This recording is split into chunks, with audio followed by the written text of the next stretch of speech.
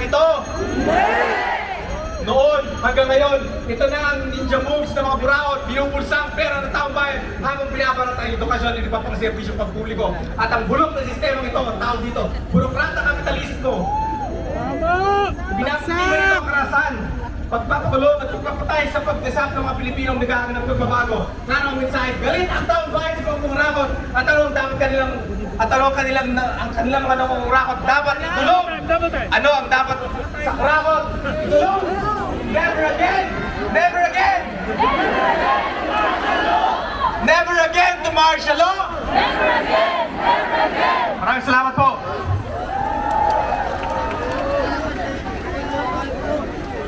Hingin mo na dyan.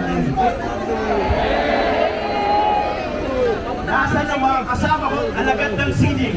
Taas ang mga kamay! Nasaan ang mga kasama ko pinaglalaban ang karapatang pantao? Taas ang mga kamay! Ako po, si J.L. Burgos, isang direktor, isang filmmaker. Kapatid ko si Jonas Burgos na tinukot ng milita ng panahon ni Gloria Macapagal Arroyo. Kahapon, nakita ko sa balita, sinabi ni AFP Chief of Staff General Browner na kasama nila tayo sa laban sa korupsyon. Sinabi nila, kasama nila ang mamamayang Pilipino. General Browner, huwag mo kami pinaglalan ako! Isauli ninyo ang nilakaw nyo sa amin! Isauli ninyo ang mga dinukot ninyo aktivista! Mga aktivistang nananawagan lamang ng lupa sa magsasaka! Mga aktivistang nananawagan lamang ng makatarungang sahod! Initaw ninyo ang mga desaparesito! Sinabi ni Marcos Jr., kasama daw siya sa paglaban sa korupsyon. Ulol ka!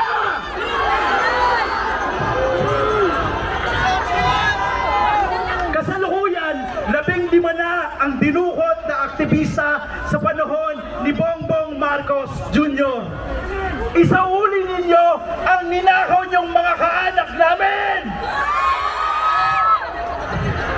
Kaming mga kaanak ng paglabag ng mga biktima ng karapatang pantao, kaming mga alagad ng sining ay hindi na magpapaloko sa magnanakaw na yan! Now is not the time to calm down! Now is the time to fight! Kailangan bigyan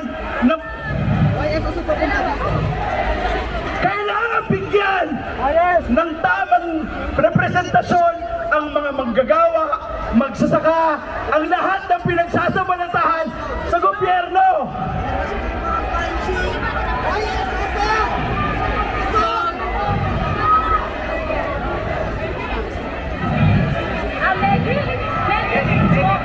Medic daw po, medic daw po doon. Kapag binigyan natin ng kapangyarihan ang mamamayan, we will not only get what is rightfully ours, we will get our justice!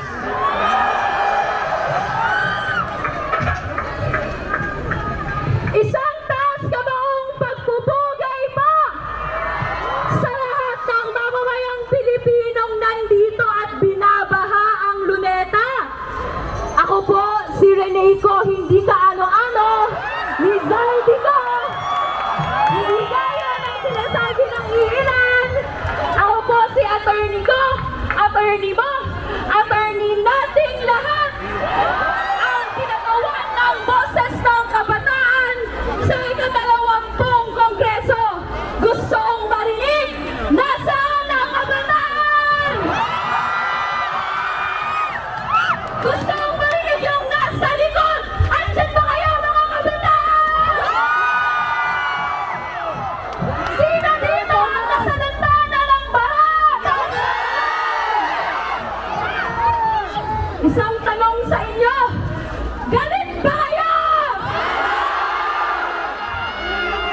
Pasko kayo!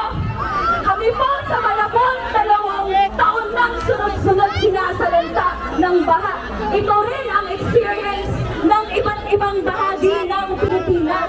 Pero, imagine nyo, 1.5 trillion pesos ang binuhos sa flood control projects noong pagpapangulo ni Arroyo.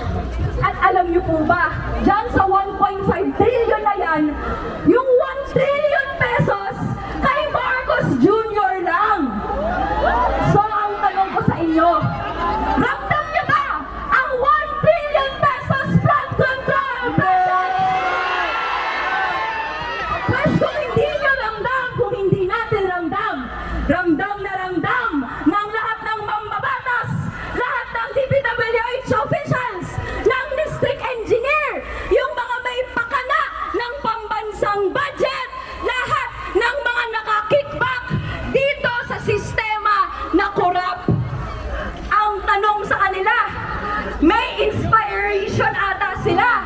Parang ginagaya nila ang Imeldefic lifestyle ni Imelda Marcos na nagsimula ng lahat. Bumili gamit ang kaban ng bayan ng gininto ang alahas, mga designer shoes, mga clothings na ginagawa ngayon ng mga diskaya, ng iba't na magalit tayo ngayon. Kailangan panghawakan natin ang galit natin. Tuloy-tuloy na panghawakan ito at gamitin para organisahin at magpakilos ng mas marami pa. Kahayaan na natin na sa susunod na 20 taon, 20 years from now, 2060, mangyayari ba ito ulit?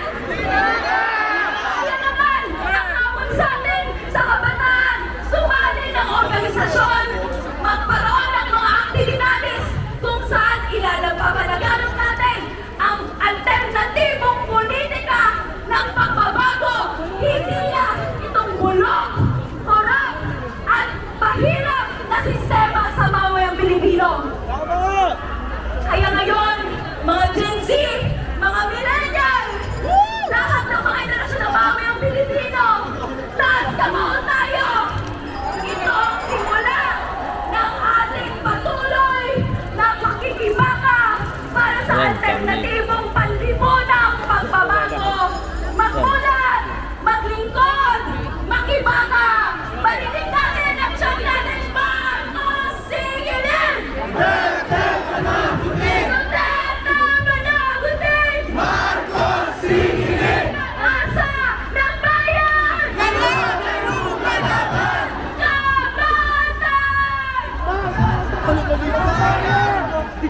Ang tao! Ang bayan! Ngayon ay lumalaban!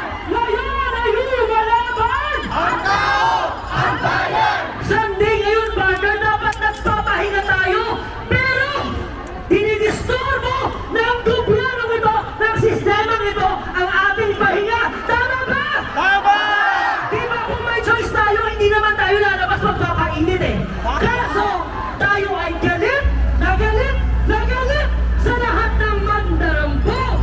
Kaya, tuloy-tuloy natin ipanawagan. Makibaka!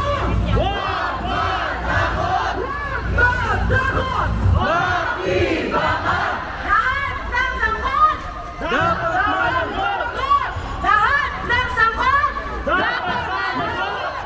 Ayan! Palakpakan natin ang ating mga sarili! Nagkakaisa tayo dito! At ngayon, gusto ko lang din i-acknowledge na meron tayong mga kasama. Nakikisama sa alam ng damdamin natin. Kasama narito po si Abang Araulio at si Angel Aquino. Nakikisa!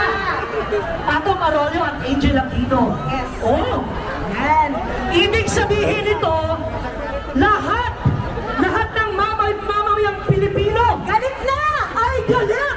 At nandito, kasama natin, sinisigaw na panagutin ang lahat ng mga mandarampo. Tama. At dahil dyan, di ba, mainit?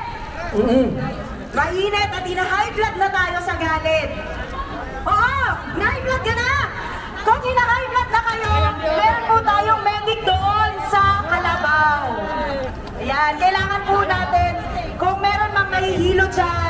kailangan ng tubig. Meron po tayong medic doon sa Kalaban. Konting reminder na. Partner, ito may tanong ako. May tanong ako. Ang baha ba ay simpleng gawa lang ng kalikasan? Kung ang baha ay hindi simpleng gawa ng kalikasan, ano ang nagdudulot ng baha? Korupsyon! Korupsyon, ilang dekadang baksa sa walang bahala at bulok na sistema. Yun, partner. Diba? Kaya ang sigaw ng kabataan dyan, ano? Sigaw ng kabataan! Sa gibi ng kalikasan, sabay-sabay tayo. Sigaw ng kabataan! Sa gibi ng kalikasan! Sa gibi ng kalikasan! Sigaw ng kabataan! Lahat ng sangkot! Dapat managot! Lahat ng sangkot! Dapat managot! Ito, bagong chan. PPWH! Korap! Korap! Korap! PPWH! Korap! Korap! Korap! PPWH! Korap! Korap! Korap! Korap! Korap! Korap! Ay, sorry po. Stage kami.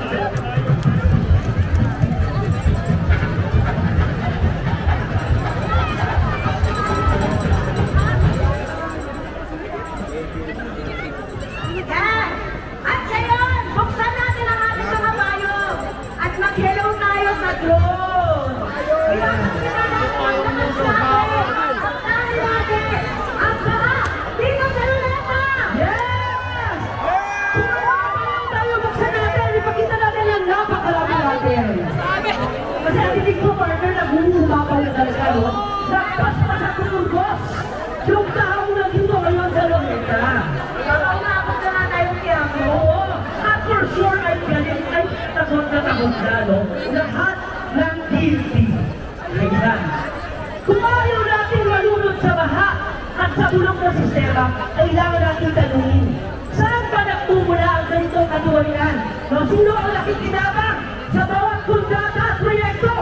Yan ang tanong na susunod natin, at tanong na susunod natin hintayin, hihingayin. Bakit ay corruption?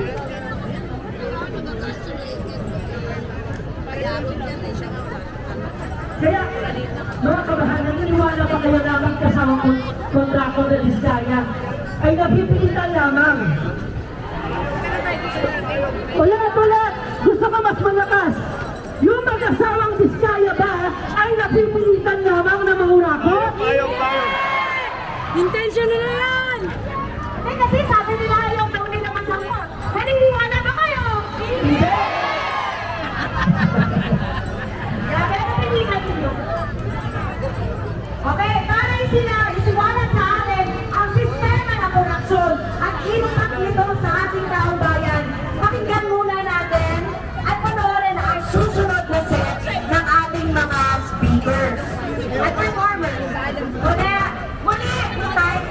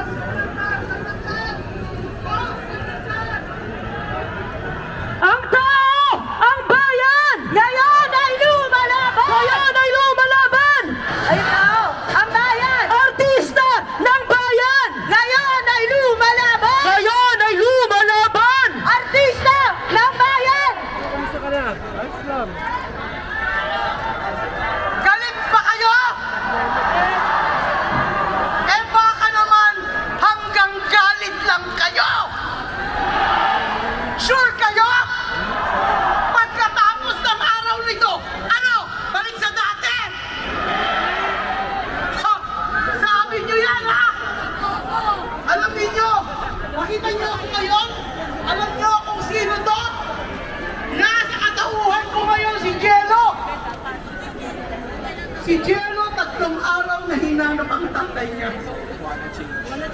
Ikinulong ang tatay ni Jello dahil sa nagkakarakrus daw.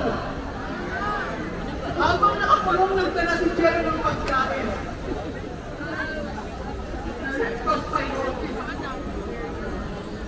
Namatay! Yan ang nangyayari. Yan ang ginagawa sa ating mga korupsyon. Unti-unti tayong pinapatay. Meron mong pera sana para sa flood control case ngayon. Kung na-repair, 238 million. Pero hindi ginawa ng mga opisyon. Ano ang nangyari? Namatay si Jello. Aantayin pa ba natin tayo naman ang mamamatay? Hindi! Hindi na tayo papayag! Kaya kami ngayon, nandito ako ngayon bilang founder ng Tawa Pilipinas. Nagpapakain kami ng mga homeless, sa mga nakulong, ng mga political prisoners, ng mga orphan home, ng mga may sakit, ng mga may edad, ng mga kinarasta, ng mga bagyo. Dahil kailangan kumpain ng taong bayan. Nakailangan na awa. Sabi mo sa kanila, ano? Tututo ka tayo ng kanya-kanya? O dahil natin ang pangalan ng Kawa Pilipinas? Ang sabi nila, Mami May, dapat pupunta tayo bilang Kawa Pilipinas. Kasi sa totoo lang naman, kung ginagawa ng mga nakaupo ang trabaho nila, walang nagugutom. Tama! Kung hindi nila tayo kinukurakot, walang nagugutom na Pilipino! Pero habang meron, nandito kami sa Kawa Pilipinas, patuloy kaming magpapakain. At ngayon, gusto kong malaman ninyo, kami rin nagdala ng saging, ng tubig, ng mga biskwit. Nandun lang kami sa mga nauuhaw. Libre po ang pagkain, ang biskwit at ang saging. Yan po ay donasyon ng mga nagmamahal sa ating bayan. Kami rin po ay maglilipit ng mga basura. Ito po mga kasama ko, ang mga volunteer po ng Kawa Pilipinas, karamihan po ay ang mga kabataan na magkat sa makataan. Inyo ang bukas ngayon! Ito lang po, magtatapos na ako 3 beses po. Isisigaw natin, tayo ang solusyon. Ready, go! Tayo ang solusyon! Tayo ang solusyon! Tayo ang solusyon! Maraming po salamat.